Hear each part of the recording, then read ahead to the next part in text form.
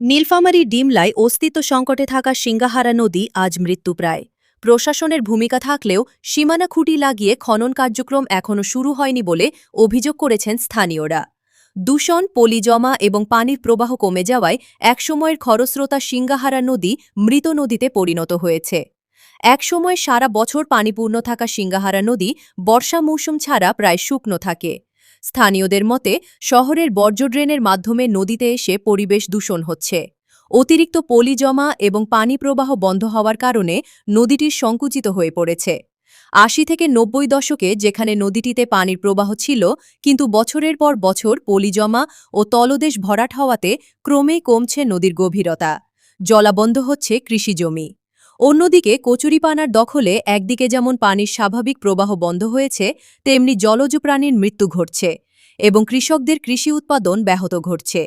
সিঙ্গারা নদীটি দ্রুত খনন কার্যক্রম করে পানির প্রবাহ ধারাবাহিক রাখার জন্য ডিমলা উপজেলা নির্বাহী অফিসার ইমরানুজ্জামান বলেন, সারা দেশে ৫৪টি জায়গায় খাল খননের উদ্যোগ গ্রহণ করেছে মাননীয় প্রধানমন্ত্রী তারেক রহমান এমপি। এরই ধারাবাহিকতায় ডিমলা উপজেলার সিঙ্গাহারা নদী ৭ কিলোমিটার দৈর্ঘ্য ও ৩০ মিটার প্রস্থ সীমানা নির্ধারণের কাজ সম্পন্ন করে খনন কাজ উদ্বোধন করেন জেলা প্রশাসক মোহাম্মদ নাইরুজ্জামান মহোদয়। নদীর জলজ প্রাণী রক্ষা ও কৃষকদের বিনামূল্যে সেচ কার্যক্রম পরিচালনা করতে খুব স্বল্প সময়ের মধ্যে অবৈধ দখলদার উচ্ছেদ করে নদীর স্বাভাবিক গতি ফিরিয়ে আনা হবে।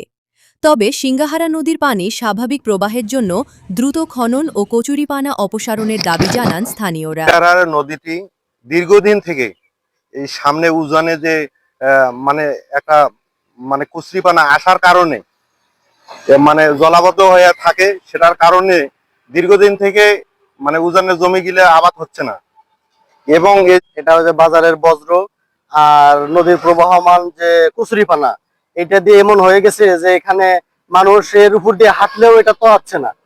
এর কারণে দেখা যায় পানি প্রবাহ কিন্তু আমাদের বিঘ্নিত হচ্ছে। সামনে যে আবাদি জমিগুলো, এই আবাদি জমিগুলো কিন্তু আবাদ এবার না হওয়ারই সম্ভাবনা বেশি। আমি পানা আর বাজারে আবর্জনা দিয়ে নদী ভরাট হয়ে গেছে, এখন আমরা আবাদ করতে পারছি না, ওই জন্য পানি ঢেপ লাগিয়েছে।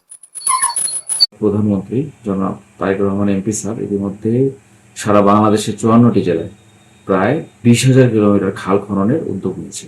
এটার উদ্দেশ্য কিন্তু একটা, যে নদীর জলজ পরিবেশ রক্ষা এবং একই সাথে কৃষকরা যেন সারা বছর সেচ সুবিধা বিনামূল্যে তারা যেন সেচ কার্যক্রম পরিচালনা করতে পারে।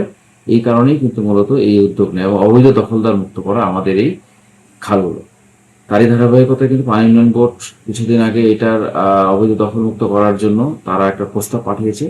এখানে প্রায় ৭ কিলোমিটার দৈর্ঘ্য এবং প্রায় ৩০ ফিট প্রস্থ রেখে তারা অবৈধ স্থাপনা উচ্ছেদ করে এই যে আমাদের ডিমলা উপজেলার সিংহারা, আমাদের সদর ইউনিয়নের যে সিংহারা নদীটি যে দখলমুক্ত করার কার্যক্রম উনি ইতিমধ্যে গ্রহণ করেছেন। আমাদের নীলফামারী জেলার সুযোগ্য জেলা প্রশাসক অভিজ্ঞ জেলা ম্যাজিস্ট্রেট নাইরুজ্জামান স্যার ইতিমধ্যে এই কার্যক্রমটি শুভ উদ্বোধন করেছেন। খুব স্বল্প সময়ের মধ্যে এই খালটির অবৈধ দখলদার মুক্তকরণের কাজ শুরু হবে। যদি শুরু হয় তাহলে আমার মনে হয় যে কিছুদিনের মধ্যেই যে ডিমলা উপজেলার মানুষ এই সুফল পাওয়া শুরু করবে।